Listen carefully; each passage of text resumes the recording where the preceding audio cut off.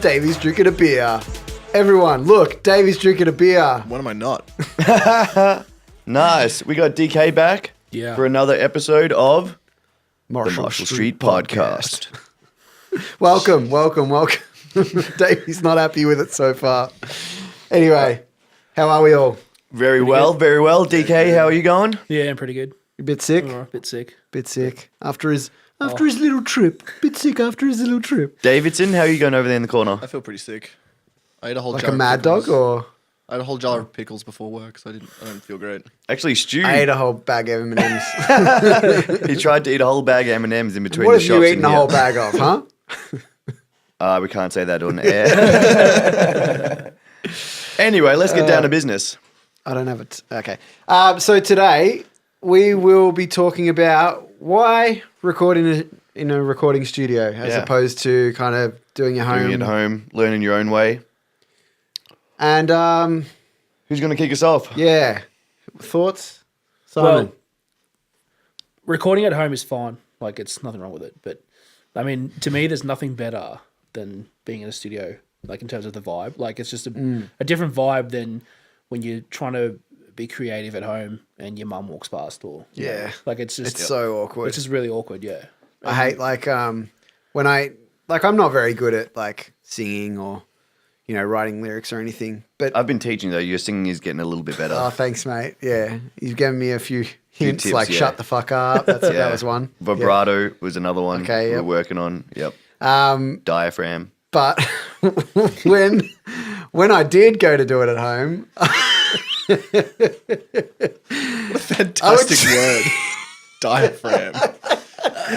Oh, sorry. It's supposed to be professional. it's legitimately a word that you have to think about when you're thinking singing. Anyway, I would always be like, I just don't want to sing that loud because even though I know I'm not that good a singer, it would still be like a bit soul crushing. Yeah. You know what I mean? And, like, there's nobody more critical than your mum. than your parents. Yeah. Than your parents, yeah. Yep. Sounds a bit off. Yeah. They always think they know more. Shut the fuck up, mum. My dad does this classic trick every single time I like write any piece of music. Oh, that sounds like someone. Every single time.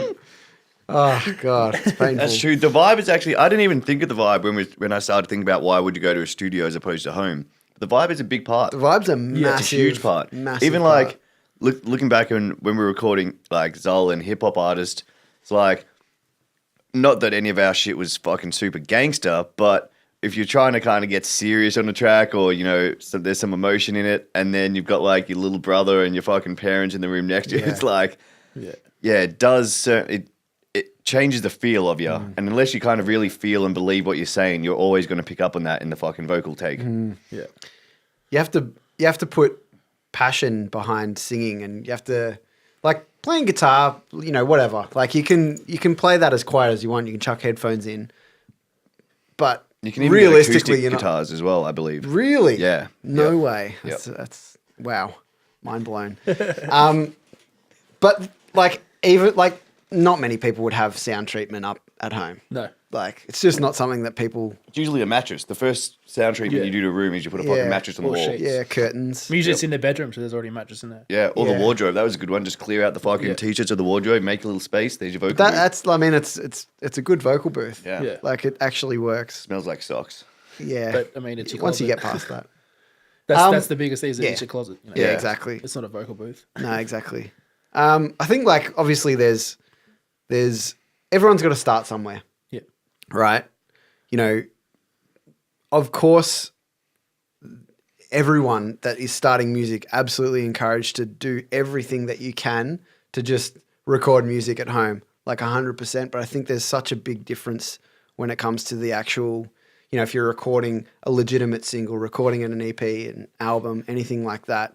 Before I worked here, I had to hustle too, and I had to take my laptop, and I had like back probably 4 or 5 years ago, I would take a monitor, like a fucking fold back, and just have it so that I could listen through it with the band. Like we couldn't plug it into their home system because the leads wouldn't connect or whatever. Like I legitimately had to take all this gear, and I've got a Mackie fucking 16 channel desk, and it's big. Sick. It's so heavy.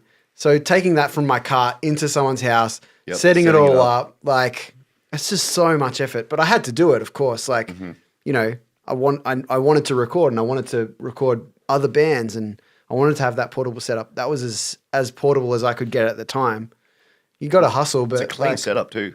it's not bad. Like, and I recorded a lot of stuff on there, and like it sounds fine, but it's different. It's It's definitely good, especially as you said, starting off. You're in the first kind of say fucking 2, 3, 4 years. You just want to learn as much as fucking possible about the industry, the procedures, how shit fucking works, what's the recording process, what sounds good, what sounds fucking shit, how you work with others. The more you know about all that, it just means when you go into a proper studio, you can actually utilize them for what they're there for. It's like if you were a hip hop MC and you didn't know anything about producing, if you went into a fucking room with a producer, you would be entirely handcuffed by his train of thought, by how he works, his workflow, what shit he used, his plugins, his software, because you don't do it. Not necessarily saying that you should be a producer, but if that MC has an understanding about how producing goes, if they know a bit about what sounds they like, like if then- they have a favorite mic or something Yep. like that, Then they can have could an bring actual. their Then they can own. have an actual Yeah. conversation. They can get that. They can have an input because they actually know some of the how it works, rather than just walking in and kind of being fucking blindfoldly guided through it by other people because And you're you- just going to be at the mercy of them.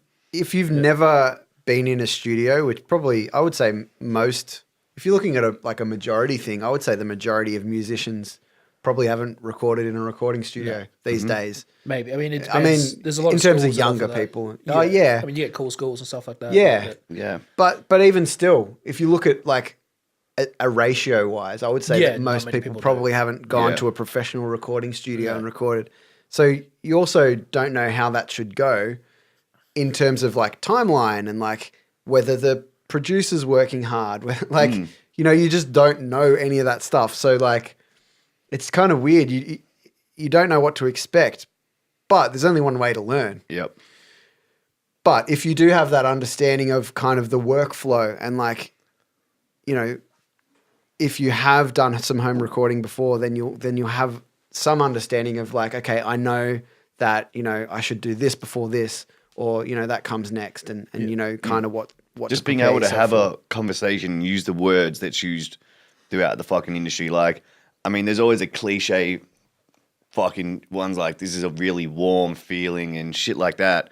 But it's like, at the end of the day, we're trying to talk about something you can't fucking see. Like, how we need words to describe it, to translate to one another what we're talking about. Yeah. So music, there's kind of this language has come up that everyone's accepted, like, cool, this is that vibe. Like, even just being around people, you can actually have that, you can get your point across if you've done it yourself. So you're not just going in there blindly, like, how the fuck does a compressor feel warm and what the fuck is this do? Like, like to the average person, it kind of makes no sense. But in the day, we're trying to talk and describe about something that you can't see. Yeah. So, Davey, before obviously you worked here, you're not a muso. It's not your thing. I actually thought he was in the band The Beards. That's how he got the job. I lied a lot on my resume. He said that his best friend was Ben Affleck and he was the janitor at a college, but just thought he was smarter than most of the people there. What was you didn't ask a question? No, I didn't. But like before you got here, what was your understanding of like why would you go to a recording studio if you're a musician? Well, when you announced the topic today, I was like, "This is actually gonna be fucking great" because I have no idea what the difference is. Yeah. All I know from like maybe a little bit from high school was that we had like a real one of those like old music rooms that had been like acoustically treated and stuff like that. And I remember that it sounded shit. It just sounded like you were singing in a wooden hall. And I Okay. remember like being like no difference. It was kind of when I got here, and especially when I got into the room right next to us, when like I don't know, there's no reflection of sound at all. Like Yeah. it sounds dead. Yeah. Which I was like, oh, I get it. Like I totally understand. And then you were talking about how like running microphones into like the echoey hallway and stuff to like Yeah. add effects, and I was like, Yeah. oh, I get it. Like You it's can do about extra things. Yeah. creating an environment that creates a very specific sound. Yeah. It's a good and point. Stuff like that. And then what you were talking about language, that's like straight out of the university handbook. Like first year for every course is like, we're going to spend this whole first year On jargon. on jargon and slang and stuff that you guys are going to need to know to be able to communicate with other people in this industry. That's in like every Really? creative industry. It's about learning the language. Fuck, I should be a university teacher. If any universities are looking for a up and coming professor, please contact us. Ben knows the whole swear word language. Yep. Like, I know a lot of jargon. yeah. You know how to tell people to get fucked. Yep, I can tell them to in fuck In off. like probably 10 different ways. Yep. He knows about diaphragms. Yep. Yeah. It's great when you hear like someone who's just getting into like an area and they're trying to sound like they know what they're talking about. It's good. That's great. That's like my favorite thing. It's fun. Like, especially with like, construction and stuff, someone will come in and just say some like fucking nonsense. You just agree. It's like, yeah, 100%. You should, yeah. like, you can egg it on. And what do you think about, plaster? They start reeling off random terms that they've heard people Yeah, say. exactly. So that's Yeah. what I did when I first started here. Wet. Got to plug that into the board to make sure that it stays rigid.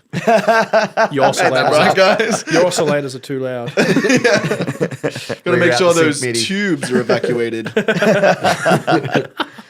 Yeah, so the Yeah, I think that's a good point though, because like when you're at home and you don't have things set up, like your room's not treated to have those speakers the way that they're pointing, or it's better to have a longer room than a wider room, or the other way around, or whatever it might be. You just don't know that, so you kind of just go, "Yep, let's put it there. That'll be fine." Yep. I don't know where to put the mic. Let's just put it here. And a lot of the time, that's kind of why home recordings kind of turn out the way they do, because people just don't know. It's not their fault. It's just like this lack of education around how to do things the right way. So definitely. I mean, you can only get so far in home recording. I'm not saying you can definitely get to a great point. and these days, it's a lot better. Yeah. But at the end of the day, like, it's whoever's fucking using the board or the computer or the mic, you're at the mercy of them and how much they know and how much they're willing to kind of be patient with everything. But even either, like, home recording, it's great to demo tracks. Like, even big bands demo their shit at home. You can get a fucking nut, you can capture it, but there's A certain element of when it gets to a level, even just how frequencies sit with each other, you just can't tell that from home. You just can't, unless you're in or the in right headphones space. or anything like that.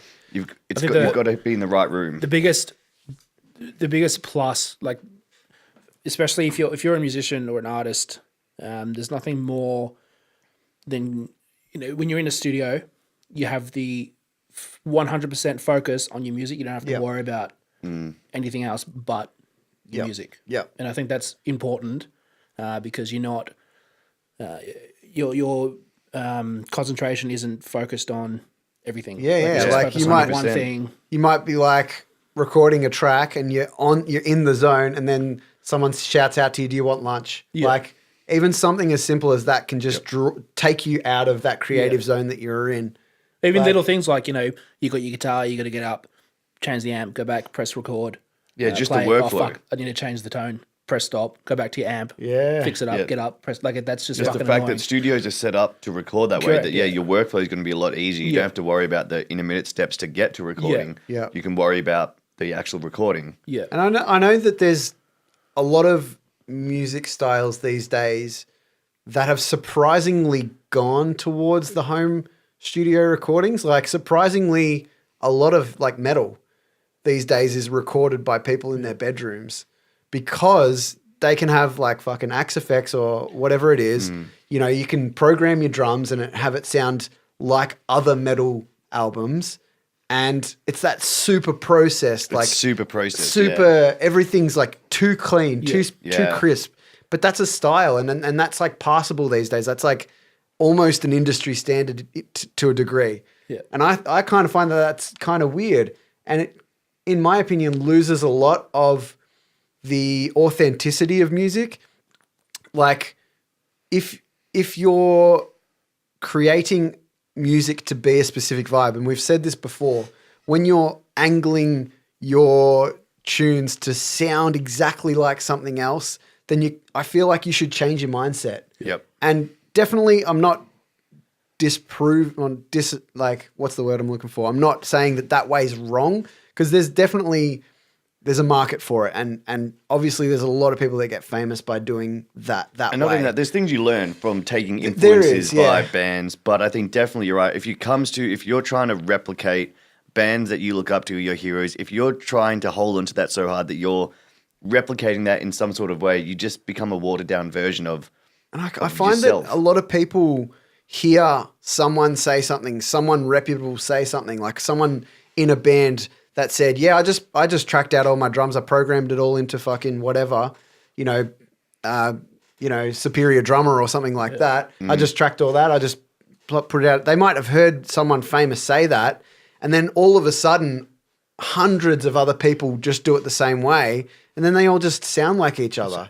It's like That metal scene is so, it's so they bizarre. always seem to fall in. Like, I think them as a genre is dope. The fact that they stick together like a fucking brotherhood and a fraternity Yeah. is awesome. But I think the downfall is that even some of that tree logo that came out a few years ago, when all their logos looked like a tree root Yeah. or whatever it's called. Yeah. Every fucking band's logo looked the same. You couldn't read Yeah. it. They all looked the same. Yeah. And then you're It's right. a as black soon- metal thing. Yeah, as soon as you mentioned that with the processed drums, like that is, and that's a lot of the mentality of some of the dudes that I've spoken with, is that they're recording it not necessarily to record the right sound, to go, cool, this is the fucking drums, this is the room, like Yeah. that kind of shit that you did back in the day, almost Yeah. like they record it in almost straight, dry, untouched, Dry. with the Yep. intention that they're going to do everything in the box. Yeah.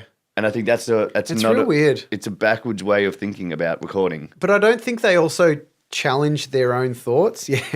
Davey's got That's it on what. the Yep, screen that there. exact stuff. thing. Like right. there's that lack of going, I'm going to put myself in an uncomfortable or an uncertain sort of way of doing things. Like, I'm going to record the guitars differently, or I'm going to put mics on drums in a different way or something. Yeah. There's a lack of that. And I just find it so strange that everyone sure, pop music, I get it. Like, if you want to make $1 million, then you kind of have to do it a very specific way.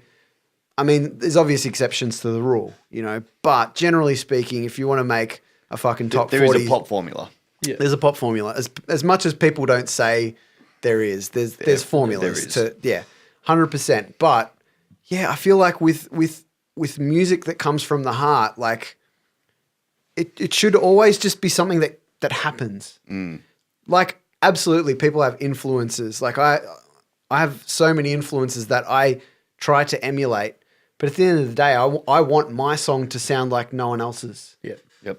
And I think even Yeah. that, I remember I'd hear people fucking say shit like that when I was kind of younger, playing in bands like 16, 17. And I guess I wouldn't have really believed if I said that sentence until now. I think it takes kind of believing in yourself and what you're about to be able to say that with conviction that, cool, I take influence from people, but at the end of the day, I want my shit to sound like me. I think in order to really believe that when people are saying it, you've got to have some sort of, you've got to trust what you can do. And I think that comes down to knowing that you spent the hours in the fucking studio or in front of fucking tutorials or actually miking up drums, failing, seeing what didn't work. Like, to go through that in fucking 10, 15 years, then you're like, cool, I know I've got a fucking voice at the table. I can actually bring something, I can bring something to this talk and have confidence in yourself. Because I think even if just looking back, we recorded at a place, I'm not going to say its name, but it's just a home garage studio. It was pretty fucking basic. It was pretty sweet.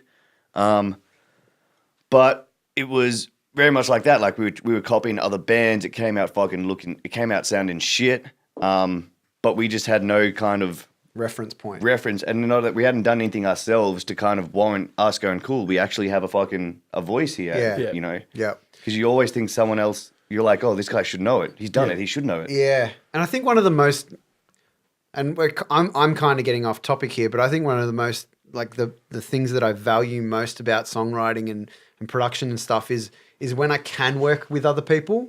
And I know that you being like a solo producer and your thing is like songwriting with other people, right? Like that's one of the most fun and like enjoyable and gratifying things that you can do is when you've finished a song, you've never written a song with one person before and you write a song with them and you're like, fuck, how cool is this that we kind of grabbed stuff from each other and like it just became this. Yeah. And you wouldn't know how it's going to turn out before trying it. Yeah, I think it's essential to. It's so key to work with somebody else to create something that's different. Yeah. Especially as time goes on. Yeah. Music is becoming more and more difficult to come up with something that's unique. Yeah. Because everything's being written and whatever. Yeah. Yeah. And that's where like when you write a song by yourself, you can only draw back on your influences and your experiences. And that's fine. And you can come up with some fucking awesome songs writing by yourself. But if you have somebody else,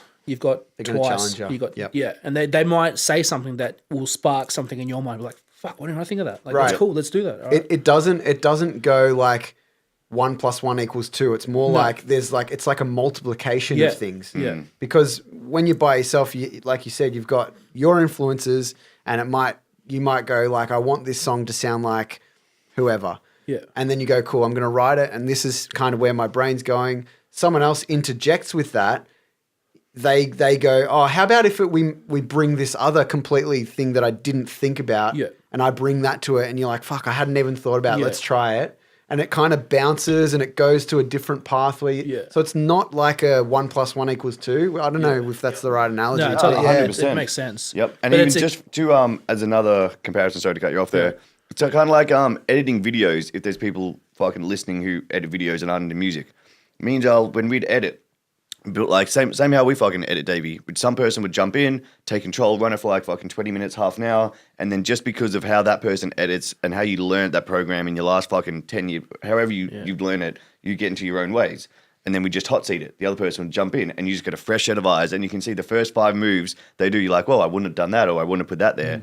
And then so we used to edit clips like that. You go back and forth, and it's not that it's like in creativity, there's more than one way to skin a cat. There's not just one fucking straight answer. Yeah. No. So having that other person, It's actually chime like in, pretty much the opposite. There's Correct. infinite, Yep. almost infinite ways to do things. because everything that we know is just our perceived reality through our own fucking lenses that we see life. Like we've all got fucking shortcomings, and we all have interpret shit differently. So getting that another set of eyes, they can fucking often lift up where you're lacking. Yeah, 100%. And then that's when you find people that you really work together and you gel. That's when you're like, fuck, This is a without partnership. knowing, I was a little bit fucking shortcoming in this, and you really fucking you're strong in this point, and together that allows this to happen, and then I think with that as well, knowing where your shortcomings are, so that you can kind of go, I'm not good at that. How about you take control of it, and then come back to me and see how you go. Like I've recorded this track with my mate Bo, and like we did the music together, but I kind of played everything because he had the keyboard in front of him, and he added in like a few riffs here and there. I was like, yep, sweet, let's add that in. But I pretty much wrote the song structure, whatever. And then he was like, I'm not going to do vocals today. I'm going to take it home. I'm going to kind of work on it, and then I'll come back to you. And then a few weeks later, I went back to his house and we recorded the vocals. And I just did not expect what came from it. Yeah. And there's a cool thing about being in the studio and being immediately reacting to things, but taking the time to think about things is really cool too. And I think pre-production's a really important part of recording, and it's a big part of what people don't necessarily think of when they go, oh, I've just got a song, we wrote it at practice. Let's just go to the studio and record it. It's like, hang on, you've missed a step here. You've completely missed a step. Let's come back and spend some time on that in a little bit, because that's a really fucking crucial point. Yeah. But I want to hear the rest of this Bo story. Yeah. No, that's it. Like, and he just came back, and the track that he recorded with the vocals, I was just like, I had no idea that you were going to go with that way with it. The lyrics that came from it, like, just unexpected. Yeah. Yeah. I find that to be like a uniquely musical thing. In other creative fields, it's like it's pretty obvious where something's going. I can't think really of any other creative field where it's like you can take something away and come Film back direction? with, well, kind of, but you've only got that scene to work with. Like if you've got a specific scene and it's got to stick to a certain storyline, then you've got to frame it in a certain way, and you can change it infinitely around that thing, but it has to transfer that information and be that scene, right? But it's dependent on not always one person's vision. No. Like if you think of a film crew, there's fucking heaps of people on a film crew. So it is dependent on all these different people. Yeah. And And like if you have But then a team, sorry. I know. I was just going to say, I think where Dave was getting is you can have the idea, say, before you go shoot a clip or something, you've got an idea about What the how end we're product. going to, everyone's, you know what you want to get to. When it comes to editing and sitting in the fucking suite, you're handcuffed by the actual footage that you recorded. Whereas, Yeah, but you can have it. It can be edited differently depending on who's editing it. oh, it's hugely, Yeah. yeah. So yeah, like that hugely. recent Bohemian Rhapsody movie that came out I haven't seen it yet. won an editing award, and people don't understand why because it's fucking terribly edited. There was a scene in there that was just really choppy, but if somebody has edited it, it would have come out completely different. Yeah. It's the same as if you use a different cinematographer, Yeah. Different different director of composer. photography. Yep. like They different shot- composer would make a massive difference. They shot the Live Aid performance, Queen's First. Live Aid performance, and edited it to be the same as Yeah. how it was broadcast live. Yeah. They rebuilt, Which was it that's Wembley? insane. They- Yeah. They they rebuilt rebuilt it, yeah. Wembley and populated it with people to Yeah. reshoot that, Yeah. how the stadium looked in like Yeah. I haven't Yeah. seen it, but that's what I heard. It's a decent movie. I generally don't like films based on music.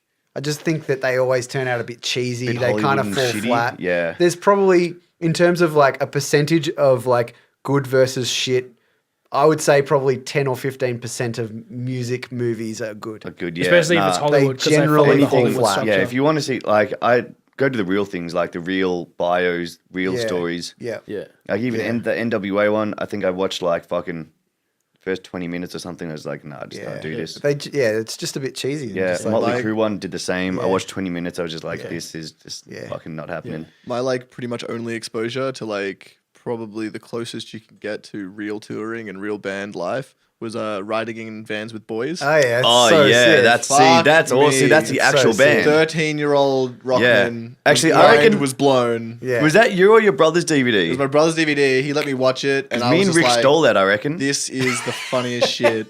Bad. It's so How good. good is that? Cut you Yeah, up. fuck. So Cut you good. up, Cut yeah, you up, man. yeah. For everyone who doesn't know, riding in vans with boys, that's It's the Blink and Green Day Pop Pop Punk Disaster Disaster Tour. Tour with Jimmy Eat World. Jimmy Eat World, but they pulled out after like a few No, dates. they missed like, oh yeah, maybe half it. They went to Europe. Yeah. And then Blink bought their fucking buddies who just happened to play in a fucking band called Cut You Up on tour with them. Nah, that's not how it happened. They weren't Oh, their sorry. mates. Yeah, they nah, were. No, they weren't. They were just some band that fucking like applied for it, weren't they? Didn't No, I they thought it just was start the- rocking? No, they they were started friends. rocking up. No, they were friends with Tom. I swear they They were friends started with Tom and rocking Mark. up and just playing. I can't remember the Fact intricacies of checker, it. can you ask? Can you ask the Yeah, internet? I swear they What? started How do I phrase that? Were riding they in vans friends? with boys. Just Yeah. look up the fucking thing. Ask Wikipedia. Cut You Up. See, well, I we'll, sw- so I we'll get to the swear. bottom of that. But anyway, so what Yeah. it is, it's this band Cut You Up who go on the Pop Punk Disaster Tour with fucking Green And they Day just and play Blink. in the fucking car park. Yeah, they just open every like these are stadium shows we're talking about as well. So they They only obviously got to don't play once on the stage with them. Yeah, the last day. Because they played But in the it's- car parks and it's just shit. mayhem. Yeah. Like you see, fucking, they put him in a van. This is like it's like a month and a half tour or something. Mm. And the first stop, they open the fucking van door, and like Tom's like, dude, we're fucking 30 miles out of fucking LA. We've got a month and a half. You spent all your money. The van smells like pot. Like, you guys are going to die on this thing. Like, it's a real good insight into the touring life. Billy Joe brands Yeah, the see, guy. that was- on Yeah, the he arse. brands him. That was my whole point with it. Was that was like do anything to succeed kind of mentality. Like And they did And that's- fuck all with yeah, it. yeah. Because they weren't very good. No, they sucked. Yeah. But like that shows the two ends of touring. Like you had fucking Blink who on their day off they were in like Las Vegas fucking partying the Bellagio. Like they had a nice fucking tour bus. And then these idiots were fucking in like a shitty van. One of them like drank a beer that a bird shat in for like $5 or something. that was like that thing where it was like each Blink member had their own giant luxurious tour bus. Yeah, They didn't even have a full bus. It was like Nah. a Ford van. Yeah. And they just made it work. It was like they obviously fucking suffered. But that's it how looked bands fun, start man. off, though. Like you have to suffer. Like if you've never toured, if you've gone straight to that to the massive tour bus, then you've Not gonna missed out last.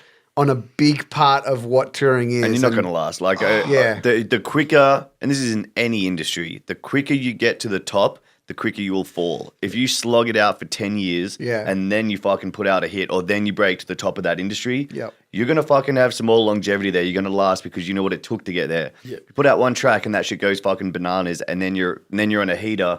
You don't know what it's like to fucking struggle there. You're not gonna last at the top. And there is outliers, there is things that don't fall to that formula, but overall, you can fucking look at every artist. The quicker they got to the top, the quicker they fell. Yeah. Yeah, so do you have some facts? They were friends with the Blink Yes! band. Okay, sorry. But the Blink, I apologize. The Blink band knew that they sucked, so they said, "You okay. cannot play on the stage with us. You can play in the okay. car park as like a fuck you kind of like between friends thing." And they were like, "All right, Done. And they funded the whole thing. They didn't So sick. like That's ask so for any good. money from Blink or anything like that. They just got in a van and played Oh, in the why car. Oh, wouldn't ya? really? Yeah. Why wouldn't you? If you're mates with Fucking oath. Blink, So they just so they were like, Forget about and it. they said, yeah, you can play, but you can play in the car park. Absolutely, Hell I'm yes. playing. yeah. So they Yeah. did that, and then they just fell apart after. Yeah, that. that is a They great sucked. flick. Yeah, me and Rick took that DVD from your brother. Did he get it back? I mean, I think he's Let's talk about this off screen. I want to know more from Simon about what's your experience with, like before you had your own production suite. Like you've got your production suite based out of our studios. Yep. Before that, what was your learning process, and did you have much experience with like recording studios and things like that? And So not really, no. I was in a band for about 2 years, and we did pretty good. We had, I think, the only real studio experience that we had in that band was like SAE. yep, Kind of, that kind of not bad. which is all experience. right, but Yeah. I mean, there were students recording us. Yeah. Like it wasn't. They're you good. know. My experience with the tapes and unis, they're good facilities, but it doesn't. It's almost like a simulation. Correct. And you Like- should use it as a demo. Yes. You should never use. No. I mean, if Depends you're on- extremely poor, then you can use it as a recording. And if you get Yeah. one of the teachers or someone who's legit to mix it, like fuck, they've got the gear there, but Yeah. they always felt to me like it was just simulation, like you're in a real fucking studio, Yeah. but it's not Yeah. quite. Well, fucking because I think no one really knows what Knows they're what doing. they're doing. You're lucky if you get one or two people that actually know how to record Yeah. and how to set up mics properly and how to mix and all that sort of stuff. So, yeah, I mean, you can get a result out of it, Yeah. for sure. But like, Yeah. it's not going to be world No. record. And like that was really the only real. Like did cool schools. We went to Studio 52 in Collingwood. Yep. And know that dude was that really works the there. only real insight into a studio that I had. Yep. I What was your experience Started with up- it? Like, how did you feel when you were there and stuff? Well, I was young. Like I'm like, fuck, Yeah, this is cool as yeah, shit. You know, yeah. that's what you see when you watch documentaries. Is all these big artists in studios. Yeah. And you're like, fuck, that's what it's like to be it, to make it. Yeah, You know. yeah. And so we're in the studio, like, this is cool as shit. This feels cool. The vibe was great. Then I went to uni and I was really getting into recording my own shit. So I started buying, bits of pieces of equipment, and then I kind of set up a little studio, a little setup in my bedroom in Mom's house. And from there, you just kind of like buy one piece of gear, you save up money, buy Yeah. one piece. And that's probably, like, in my opinion, is the best way to do it, looking back, is that you buy a Definitely. piece of gear here, a piece of gear there. You keep upgrading, keep getting it. Learn And you the learn shit that out gear of as you that. go. Correct, yeah. And the shit, you learn from the shit. You'll learn before you can start breaking rules and shit. It's the Correct. best way. That's to the best thing. Yeah. Yeah. You got to learn the rules to break them. Yeah. Yeah. Like, And this then, is like, you'll this is the find- industry standard. Why is it the industry standard? Is it what you want? Cool. Then fuck with the Correct. status quo. Yeah, and it's the only you do it over a long period of time. As you were saying, you got to take your time with it. And then when Ben said you got a space here, yeah, sure, I'll come by. I didn't realize that I had this much fucking gear that'll fill up. Yeah, dude. this. Your Like, I room's was- full. Yeah, it's fucking Like I didn't, nice. yeah, and this fit you have into like I 50 had- guitars. Yeah, and I had half the size room. Like I had a little bedroom. Yeah. Compared to that, I'm like, Yeah. fuck, and I was worried that this shit wasn't gonna fit. In this room. Like, fuck, I've still got shit to bring. Like Yeah. and that's what you accumulate over 10 years. I've been doing this for 10 years. Over 10 years of it, you just accumulate pieces of gear and you sell shit and you upgrade shit and like that's. And your studio is primarily for electronic music. Like, yeah, and it's you for make compose. Like hip-hop, I yeah. compose. Like it's not. Yeah. I don't class myself as a good engineer. I don't believe that I am. If I had the cash, I would definitely pay somebody else to mix my shit. It is purely just for creative. Sitting there, creative purposes. Sit there, write my own space. It feels good. yeah. I'll get what I want down, do a bit of mixing, try and get it the way I sound, and then Yep. that's. I think primarily even what that, it's like for. recognizing what you just said there, recognizing because obviously I've worked with you a bit before. That where you roll in is the composer side, and then going, the mixing side isn't for me. Yeah. I think that's one thing that a lot of people early off don't recognize is, cool, maybe I'm not good at this, but I don't need to be good at it. No. But getting it to a point where, cool, I can mix demos, I can get it to But I still learned how to do it. Yeah, 100%. Yeah, and I went to uni for it. Like I wanted to learn. I'm like, fuck, this is going to be essential for me to get to where I want to be to make my shit sound good. Because I mean, if you're in music, you'd want to learn everything. Yeah. Like you can't just not learn. And the people shit. that don't just fall away. But even Correct, you can't learn. Yeah, you can learn everything, but you want to Jack of all trades, master of none. Yeah, Yeah, like you I was can't rely talking on with it, Tony, Jack the Bear, about this. So I met fucking Tones through a teacher, Mikey Costa, at fucking TAFE, and they used to fucking mix tunes together back in the day. Out of some, like, I think fucking one of their parents' garage or something, or shed in their fucking backyard. But then, and Mikey's a fucking ridiculous mix engineer. Like, he's outlandish. Ridiculous what that man's ears can do. It's fucked up. But he went down mixing route, then did some film, he did surround sound.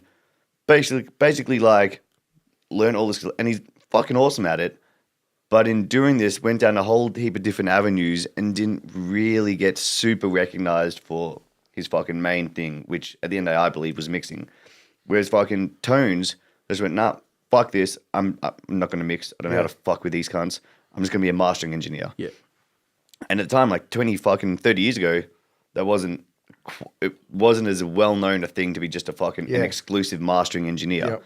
But he stuck to it. He's like, I'm just going to be a fucking mastering engineer. And he's like, man, the first fucking 5-10 years sucked because everyone's like, oh man, who is this mixed by? No one, like, it wasn't a separate credit for your fucking mastering engineer. Yeah. And then now, by sticking to these fucking guns, 20 years later, he's the fucking most sought after mastering engineer in the fucking country. Yeah. And like, his repertoire speaks for itself. Yeah. And it's like, and Mikey, who's a fucking ridiculously good, he kind of dabbled and did some other stuff, did video, did them all super clean, but didn't stick to that one thing and get really fucking known for it. Yeah, you got to recognize your strength and then work at it. Yep. Yeah, so Bruce Lee said that I fear the man who practices one punch 10,000 times, not the man who practices 10,000 punches one time. Yeah. Ooh, that's a good one. Yep. That's a good point. Yeah. Yep. Identify your strength and just work at it. Yeah. But I mean, if you're lacking in other stuff like film, if you want to learn how to film, it's good to learn how to film your music videos and shit like that.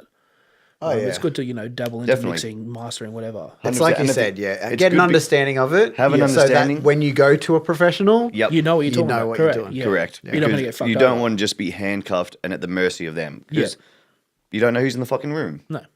and if you're, a lot of the time you're also going to a place, you're hiring the place, not necessarily the personnel, unless you have purposefully sought out the mix engineer, then, you know what you're getting when you get that mix engineer. But if you're going to a place because of the place, then you don't know necessarily who you're going to get. Correct. So, yeah, it's a good point. Okay, so the whole topic is why use a professional recording studio? Why not just make it stuff in your bedroom? So I want to go through like, fucking, we're talking about like 40 years experience between you three guys. Why? Let's give us 3 reasons. So let's start with Ben. What's your 3 things that a professional recording studio gives that absolutely cannot be replicated in a bedroom? It's a very good one. I would say the sound. The sound of the finished product. I think you cannot replicate that. You might be able to do it on a one-off. I think if you want to release an album or a body of work or more than one track and you're not trying to get there by fluke, I don't think you can get a professional sound out of your bedroom. And then what these guys said, the vibe. I think being able to put yourself in the creative space to produce the right fucking music, to produce the right tone, to hit the right notes, to actually sound like you're playing what you're playing with conviction. I think it's hard to do that from your bedroom purely because it's hard to do when you need that separation of work and sleep. Like, there's something about getting in your car and leaving the fucking house and going somewhere, whether that be to work or to the studio. When you wake up in the same fucking room that you're expected to work in, that you're expected to fucking lay down your fucking vocals in, and then you got Your mind ticks over, doesn't it? It does something. It gets complacent.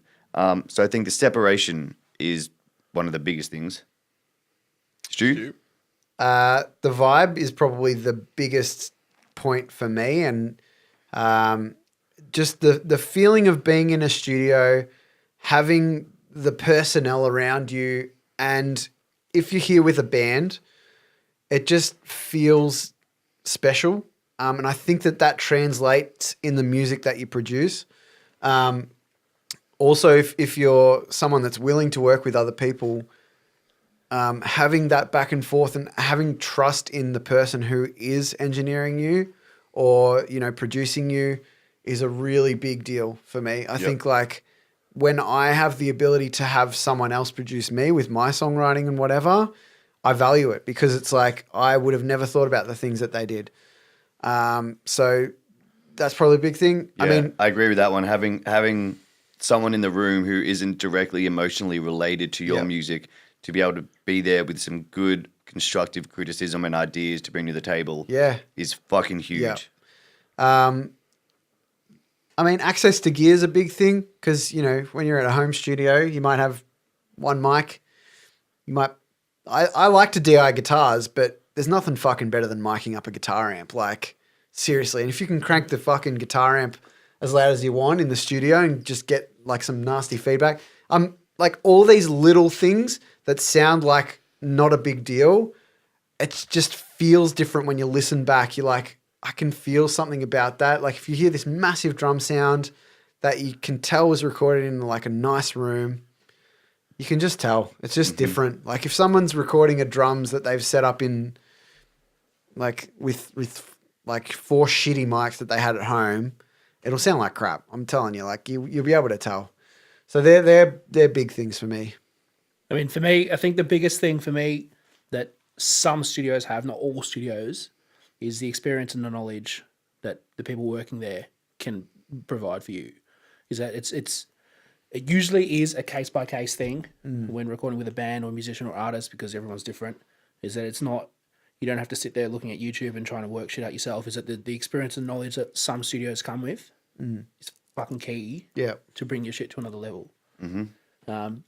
Not all studios have that though. There are some studios that look great, but the people that work there are just not great. Yeah, and that's hard.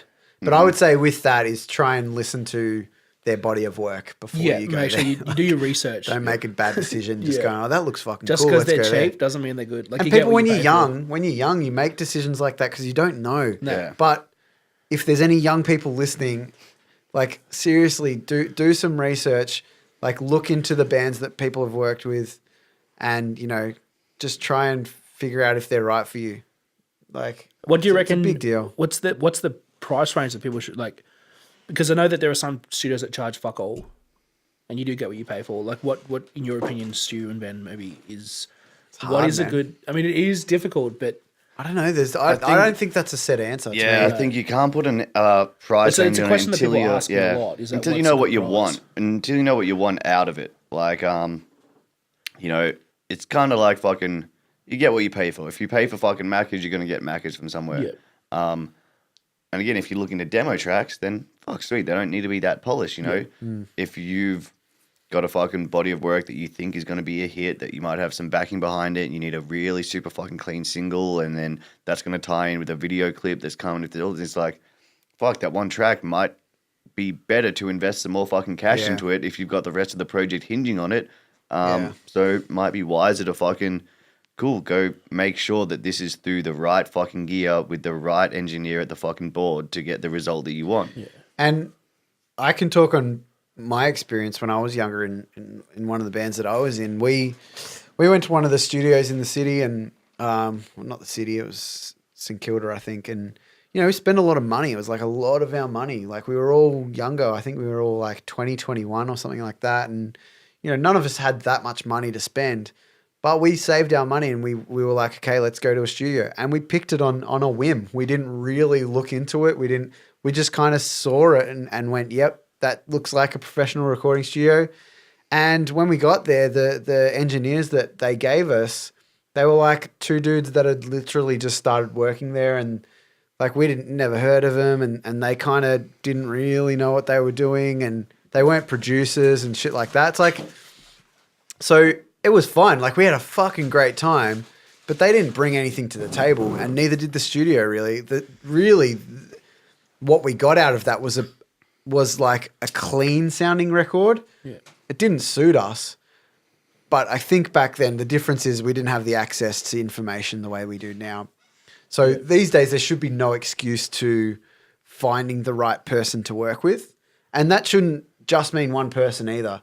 Like if you're a band and you go, I have to work with this one person, that's not right. No. I think like, and you've never met that person. So how the fuck do you know? Yeah. Like it's really important that you talk to someone, that you get an opinion of or even just meet up with them and just kind of go, hey man, this is what I'm after. Like, and they might go, look, I'm not right for you. Yeah, Because great call. I've heard about it. Like, even though it's a great album, like Blink-182, Dude Ranch, they didn't feel like Mark Trombino, when they recorded with him, understood what they were about as a band. And it's an amazing album. So the result's great, but I don't think they, from what I understand, they didn't feel like it captured them the way they wanted to be captured, or he pushed them in different ways that didn't really work with them. So my guess is that they didn't really kind of vibe together. And the jump between important. Dude Ranch and Enema of the State is fucking huge. Yeah. Like, Dude Ranch is, you're like, found oh Jerry man, this Finn. is a tight record. Like, Yeah. and then you listen to Enema and you're like, fuck, dude, this thing is huge. Yeah. Like, that's a huge step up. Yeah, it is. It's massive. Not to say that Dude Ranch is shit, and like I love it. I love listening to it's it, but dope. it's just But different. It's a different, complete, it's a different yeah. world. Yep. And I mean, there is a different fucking drummer on both.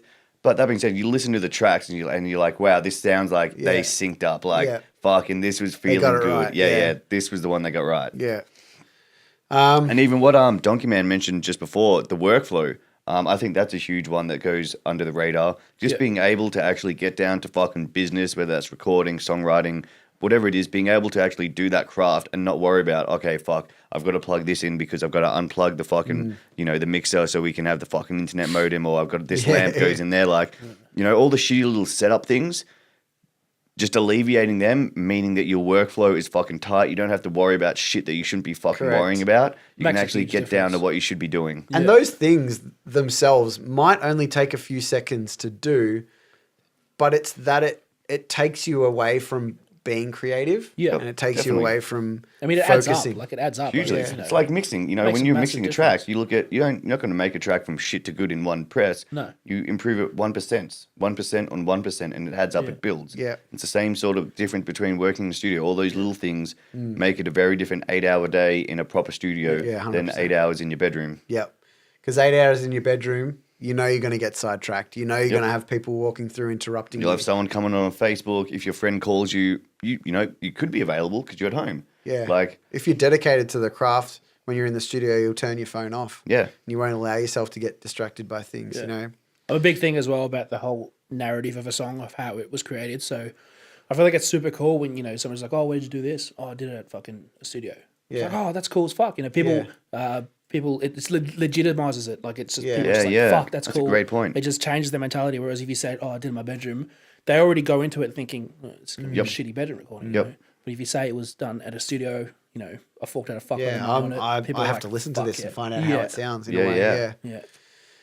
Yep, definitely. Nice. I think that's a good point to wrap things up on. Let's save the pre-production talk for another Ah, podcast. good 'cause call. That's a great one. It's a really good topic. It's a topic that I'm really passionate about, and it's a crucial part of the songwriting stage. So let's save that for another podcast. Done. Sounds good.